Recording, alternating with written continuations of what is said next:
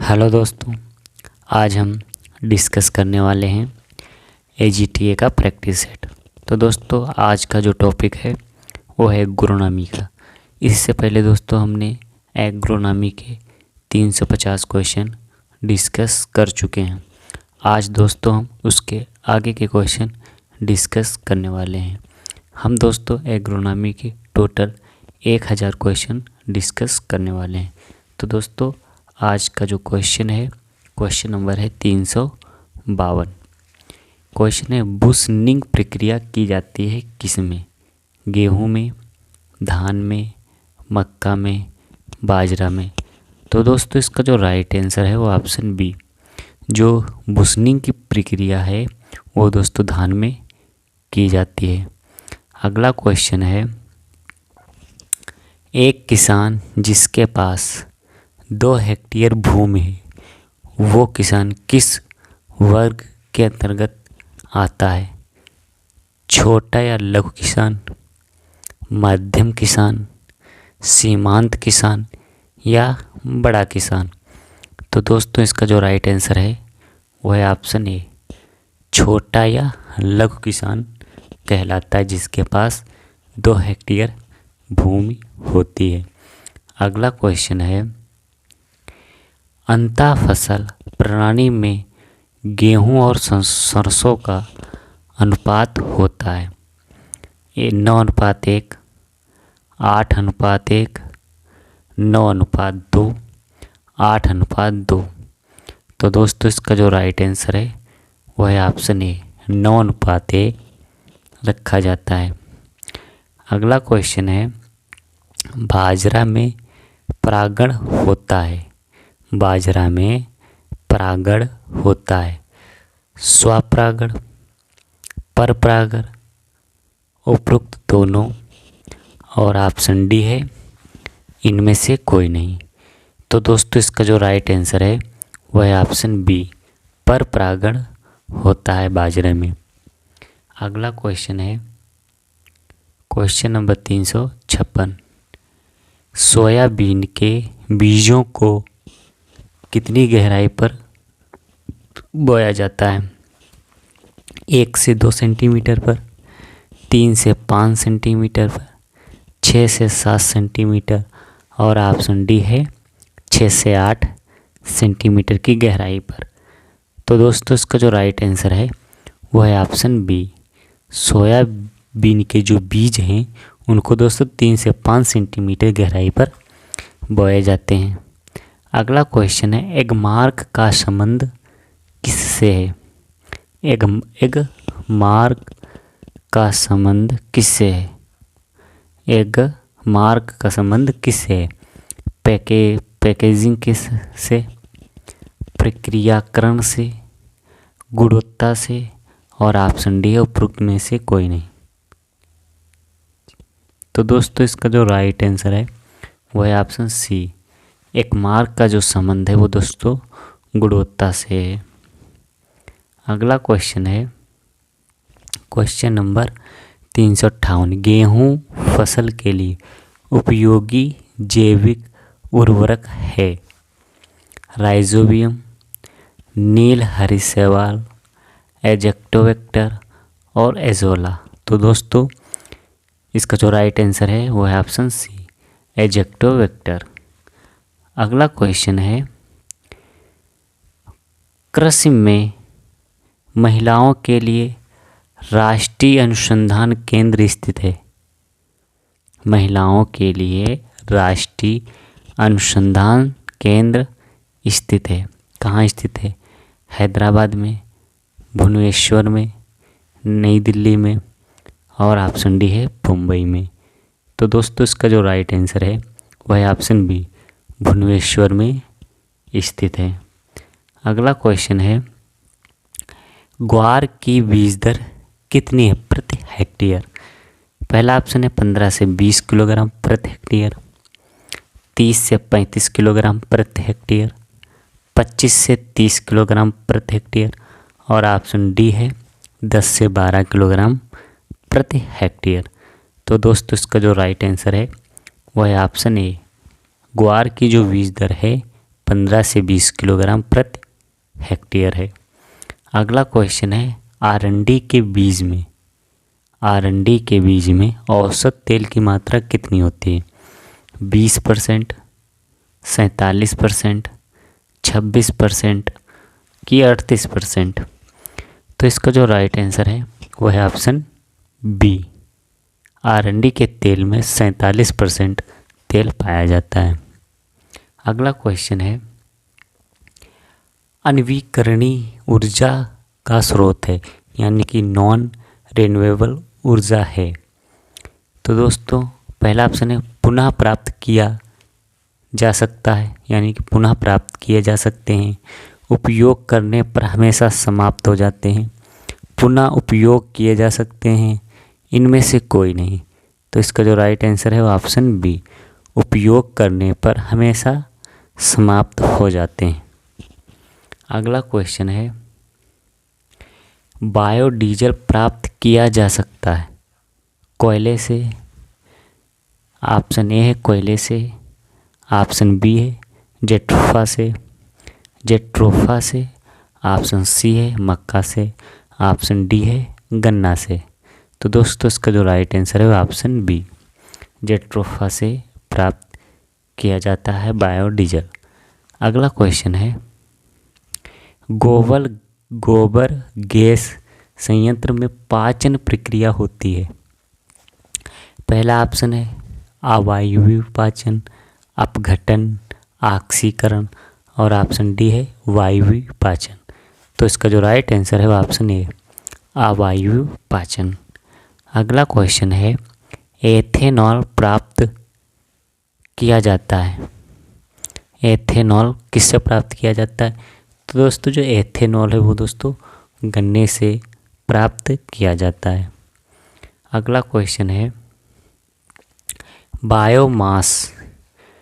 Biomass नवीकरणीय ऊर्जा स्रोत प्राप्त होता है पवन से, जल से, सौर ऊर्जा से कि वातावरण से? तो दोस्तों इसका जो राइट आंसर है वो है ऑप्शन डी, वातावरण से प्राप्त होता है। अगला क्वेश्चन है पवन को परिभाषित किया जा सकता है तेज तूफान से, स्थिर हवा से, गतिशील हवा से, जैसी हवा है से? तो दोस्तों इसका जो राइट आंसर है वो ऑप्शन सी, गतिशील हवा से पवन को परिभाषित किया जा सकता है। अगला क्वेश्चन है वायुमंडल में विद्यमान कार्बन डाइऑक्साइड कितने % पाया जाता है? पहला ऑप्शन है 78.8%, 20.94%, ऑप्शन सी है 0.93%, ऑप्शन डी है 0.03%। तो दोस्तों वायुमंडल में जो कार्बन डाइऑक्साइड है वो 0.03% पाई जाती है। अगला क्वेश्चन है किस फसल के खेतों में मेथेन गैस उत्सर्जित होती है? गेहूं में, धान में, मक्का में, ऑप्शन डी है बाजरा में। तो दोस्तों इसका जो राइट आंसर है वो ऑप्शन बी, धान में। धान के खेत में दोस्तों मेथेन गैस उत्पन्न होती है। अगला क्वेश्चन है मानव निर्मित पारिस्थितिकी तंत्र है। पहला ऑप्शन है दोस्तों जाता जल पारिस्थितिकी तंत्र, घात क्षेत्र, वनीय तंत्र और फसल पारिस्थितिकी तंत्र। तो दोस्तों इसका जो राइट आंसर है वो ऑप्शन डी, फसल पारिस्थितिकी तंत्र। अगला क्वेश्चन है वन्य जीव सुरक्षा वाइल्ड लाइफ प्रोटेक्शन एक्ट कब बना, यानी कि पास कब हुआ? तो दोस्तों 1972 में, 1974 में, 1981 में, 1986 में। तो दोस्तों इसका जो राइट आंसर है वह है 1972 में वन्य जीव सुरक्षा कानून पास हुआ।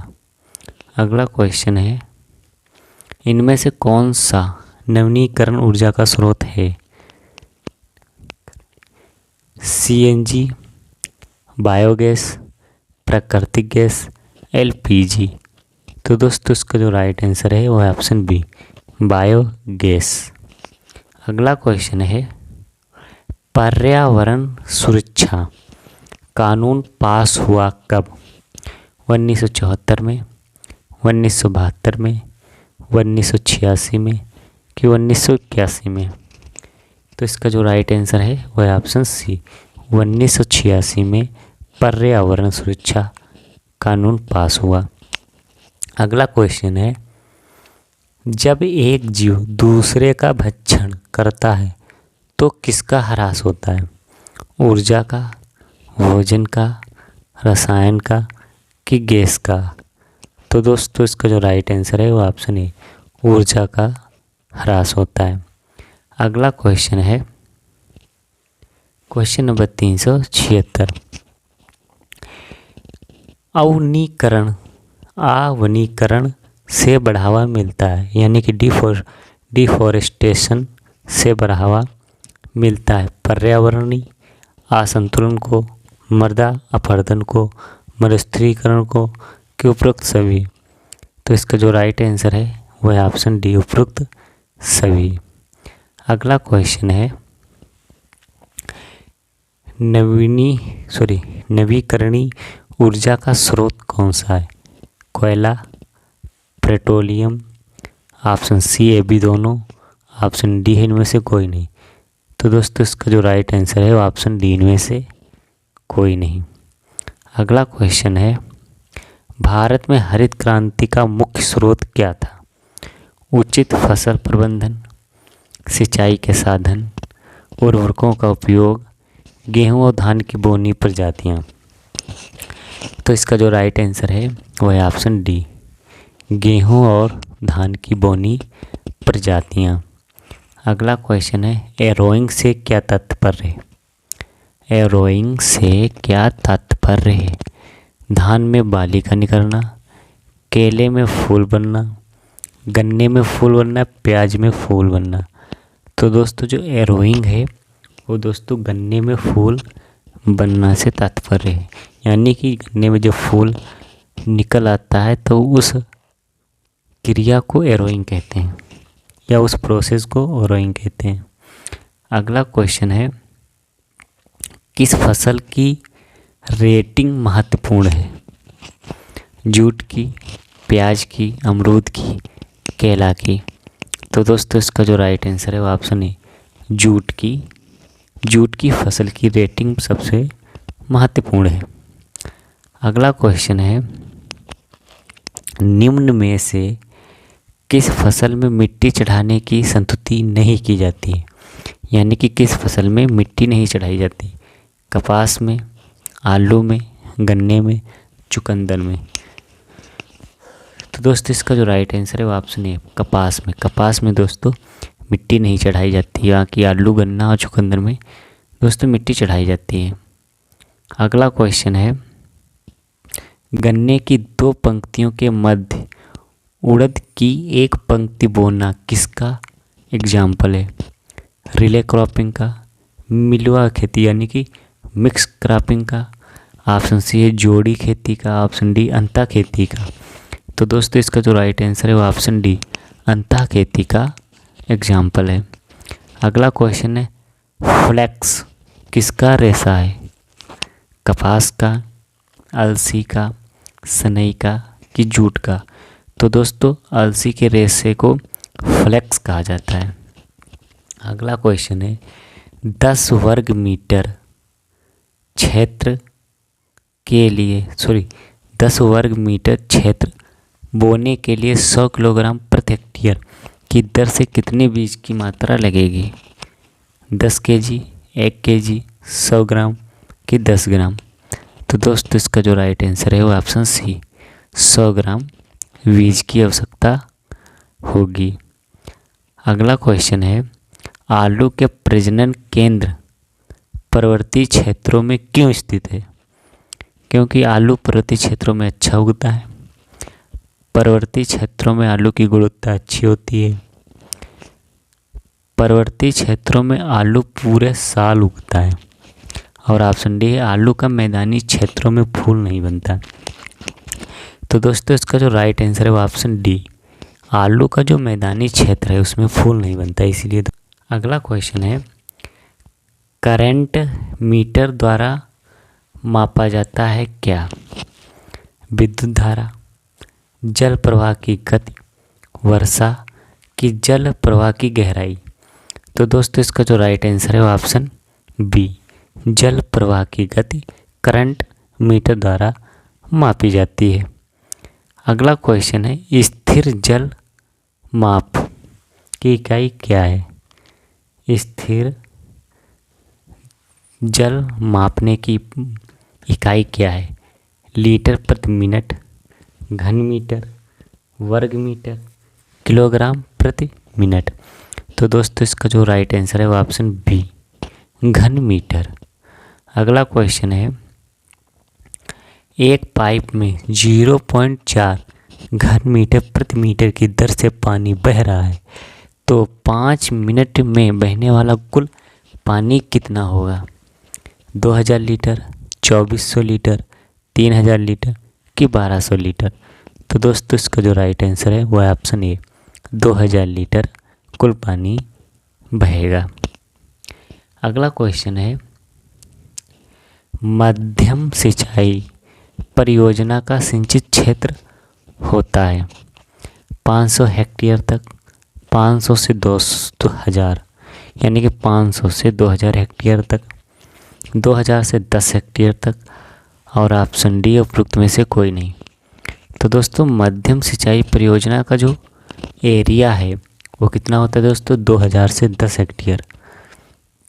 अगला क्वेश्चन है, अपकेंद्री पंप का प्रयोगात्मक चूर्ण शीर्ष सेक्शन लिफ्ट होता है 1 से 2 मीटर, 6 मीटर, 12 से 15 मीटर कि 15 से 25 मीटर। तो दोस्तों इसका जो राइट आंसर है वो ऑप्शन बी, 6 मीटर होता है।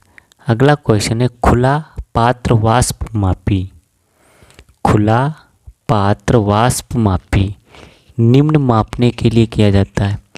वाष्पोत्सर्जन, उत्सर्जन, उपरोक्त दोनों कि उपरोक्त में से कोई नहीं।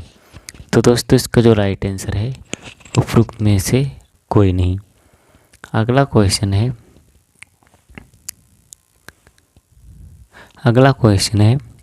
एक स्रोत से 150 लीटर प्रति सेकंड की दर से जल का प्रवाह होता है तथा खेत पर यह जल प्रवाह 105 लीटर प्रति सेकंड की दर से पहुंचता है, तो जल का संवाहन क्षमता होगा, यानी कि संवाहन क्षमता होगी कितनी? 143%, 70%, 45% कि 7%। तो दोस्तों इसका जो राइट आंसर है वो है ऑप्शन बी, 70% होगी। अगला क्वेश्चन है, पार्सर फ्लूम का आकार व्यक्त किया जाता है उसके गले की चौड़ाई द्वारा, पार्सल फ्लूम की लंबाई द्वारा, उपरोक्त दोनों कि उपरोक्त में से कोई नहीं। तो दोस्तों इसका जो राइट आंसर है वो ऑप्शन है, उसके गले की चौड़ाई द्वारा।